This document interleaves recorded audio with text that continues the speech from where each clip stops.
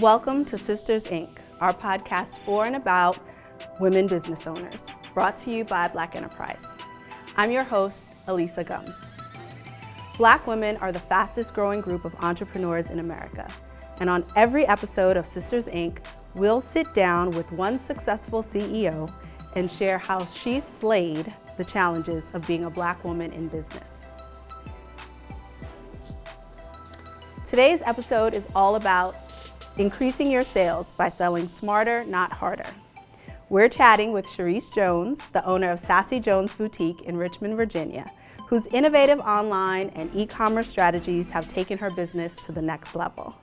Welcome to Sisters Inc., Charis. Thank you so much for having me. And thank you so much for sitting down with us. Absolutely, it's such a pleasure. I'm honored to be here.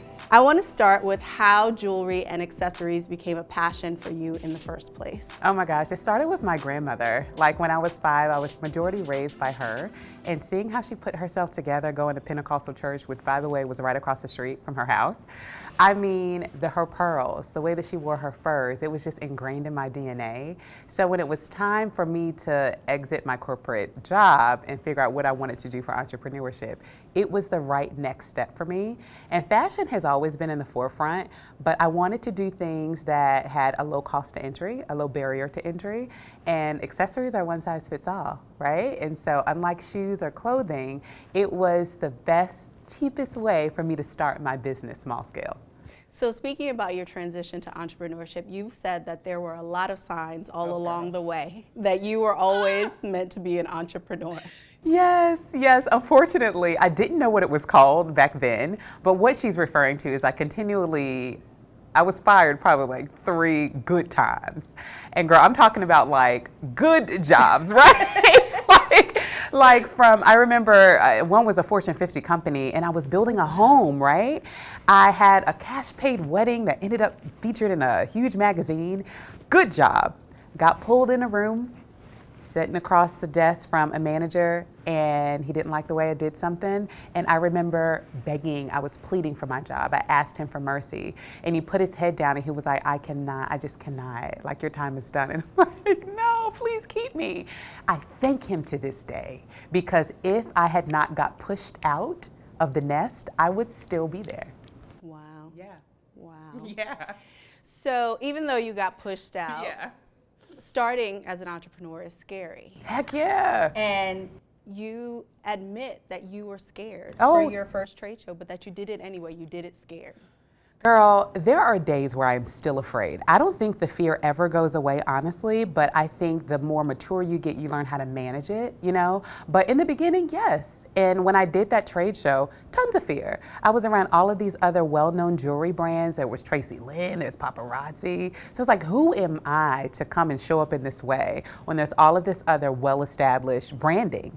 But I did. I gave it my all. And that one day was so important to my brand. It let me know 2 things. Through my interaction with the customers, hearing things like, I don't think I'm pretty enough to pull a necklace like that off that close to my face, or I don't think I have the confidence to rock something like that. Just these self-defeating messages that these women were saying before even trying statement accessories, right? I became addicted to turning them around, right? And addicted to that light of transformation in a very small way. And then the second thing was, I looked at how much money I made that day for that one trade show. And I was like, girl, I can leave my job though. You know, like if I continue to do this in a much smarter way. So even though there was fear there, it was so important for me to learn the lesson. So from the very beginning, you put a lot of effort and energy into online marketing, because you were literally doing physical tours up and down the East Coast. Yes. And you were a new mom. Yes. What was that like? Insanity, and I do not recommend it. But there's my favorite rapper is Jeezy, and so he has a quote that you get it how you live. I just might, you just never know. Okay. However, you got to get it how you live, right? So at that point, the only way that I knew how to exit my corporate was to do these trade shows, and I booked myself out for an entire year. And let me explain what that looks like. Like Orlando, New York, and maybe Philadelphia in a 30-day cycle for a year, right? I flew nowhere. I had a minivan. I drove physically to all of these locations. The first year of being a mother and not just any kind of mama, a twin mother. Right? So when my boys were 4 months old, we were in the minivan with the pop-up shop in the back, driving to Orlando to the Black Women's Expo and trying to sell my wares. In that year, I learned a lot. It was completely unprofitable, right? Mm-hmm. I was physically spent, mentally spent. I mean, all the things that your body goes through as a new mom, the sleepless nights. There were so many nights driving home in that minivan that we still have today, the Honda Odyssey, where they still have it. Big up to the Honda Odyssey, girl. It's still in the driveway. But so many nights, angels guided that vehicle home because I was just so tired, but still trying to reach my dream. And I could only do it for a year. And at the end of that year, I was like, okay, well, God, it's time for me to go back to work. This is insanity. I should be home with my children. My husband needs me. You know, I'm supposed to be home doing all the womanly things. I'm supposed to be breastfeeding. I'm supposed to be doing all of this, right? But here you are, little girl, out here trying to make a name for yourself. Who were you to show up in that way? But I did, and gosh, the investment was so worth it. But the solution, the solution to you was online. Yes. And so I want to talk about your Sparkle Party. Okay. First of all, for everyone who doesn't know, what is a Sparkle Party and how did you get the idea? Oh my gosh. Okay, so a Sparkle Party is where I want you to think of the last time that you ordered something online, right? Mm-hmm. And you got it and you hated it. You're like, you wish you would have been able to talk to the business owner. Week. Girl, it happens to me all the time. Yeah. Straight mollywopped. And we work way too hard for our cash, right? So think of that moment, that pain point, but also think of maybe if you had an interaction with the business owner and was able to ask her questions before you made a purchasing decision, maybe you'll develop a relationship with her. If she's consistent enough, maybe every time you have an idea in her field, your brand's going to be top of mind.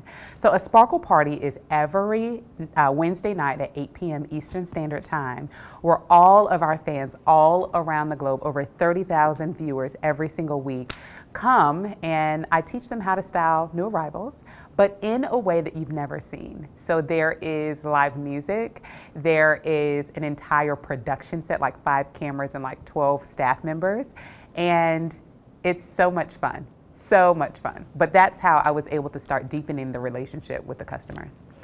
We're gonna take a quick break right now while we fix our crowns over here. Okay. And we'll be right back. Okay, cool. 2020 marks the 15th anniversary of the Black Enterprise Women of Power Summit, hosted by ADP, where executive women of color, business leaders, and entrepreneurs share their incredible journey to help you succeed with yours. Every single day I wake up, I hustle. Join us March 5th through the 8th at the Mirage in Las Vegas. For more information, log on to blackenterprise.com/WPS. Be there. Welcome back to the Sisters Inc. podcast. We're chatting with Charis Jones. You were just telling us about your Sparkle Parties. Yes. How did the idea come to you? Actually, I was looking at Periscope one day and just watching this woman's live stream. Her name is Adia Rogers, and she was talking about demonstrating your brand like HSN, and if you could create an HSN-like experience for your customers, how powerful it could be. And I get my downloads from God at like 4 o'clock in the morning, right? Like you got to be sensitive to it. And he just deposited, it's called the Sparkle Party. And so that's where the idea came from. And listen, humble beginnings. That Sparkle Party started in my kitchen. I could not afford a ring light. I bought a light, you know one of them floodlights that you put in the backyard? Yes, outside, girl, with the clamp at the bottom from Home Depot. Okay. I clipped it to a dining room chair, and that was my light. No stand for my cell phone. I had 2 diaper boxes, and I just leaned the cell phone on there, and I just used what I had in my home, just to start. I didn't let any excuse stop me. What I love about the parties is that they're not like selling. No. They're really like educational. Yes. And that's our marketing strategy. I believe in teaching versus selling. Mm-hmm. Yeah.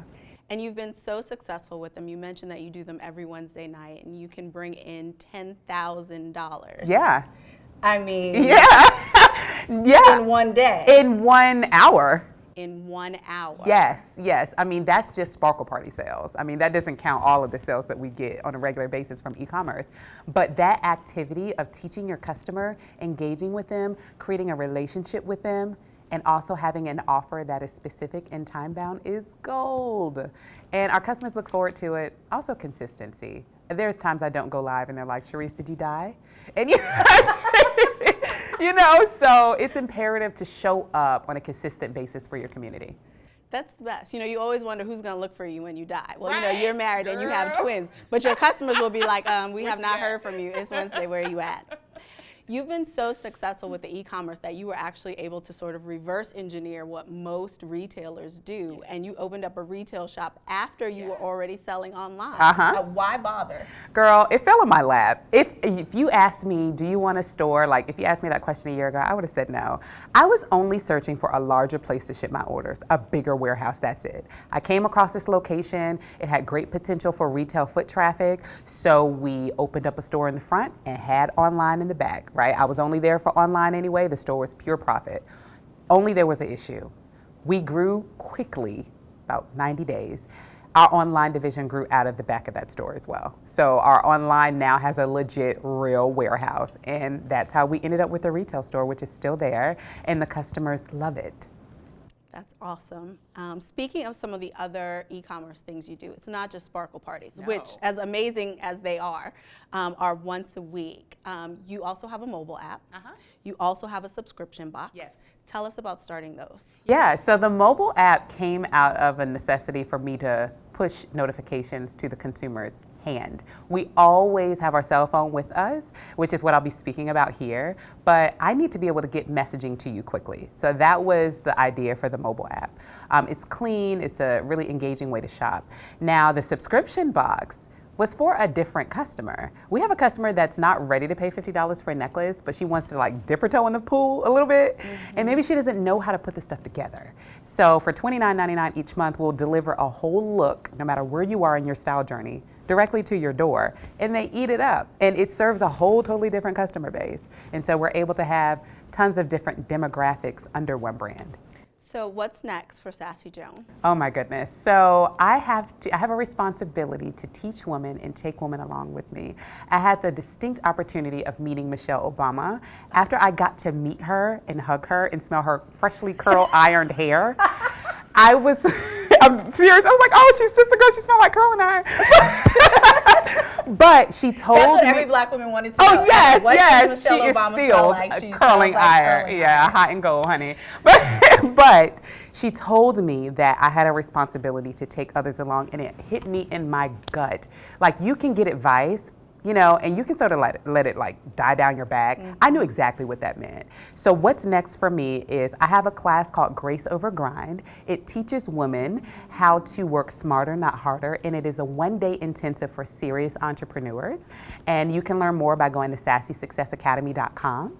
And we do this class once a month, and I have women that fly all over the country to come into my business in my corporate office so that we can learn these strategies together. I love the idea of Grace Over Grind. Yes. So much of the talk around entrepreneurship over the past 10 years has been about grind and hustle, and that's important and that's good. But what I'm hearing from black women so much now is that they needed solutions that worked for them. They didn't have the time to put in that grind. They had things that were more important to them, families that needed their attention, and there are so many smart ways to do this without grinding all the time. Totally. Who wants to do that? Who wants to do that? Not me. Who wants to drive the minivan from Richmond to Miami to Philly to New York? Yes, been there, got the sparkling t-shirt, and I've been through it, so that's why I can speak intelligently about it, but happy to deliver that. Well, thank you so much, Charis, for sharing your small business success story with us. And for everyone out there, go see her stuff for yourself at shopsassyjones.com and follow them on Facebook and Instagram at Sassy Jones Boutique. Thank you so much for having me. Thank you. Check out the podcast channel on blackenterprise.com to find Sisters Inc. and other podcasts from Black Enterprise editors, writers, and experts. Be sure to subscribe to Sisters Inc. on iTunes, SoundCloud, or YouTube. And if you like what you hear, show your love by leaving us a 5-star review. And please put a sister on by spreading the word. This is Elisa Gums with Sisters Inc. for Black Enterprise. Thank you for listening.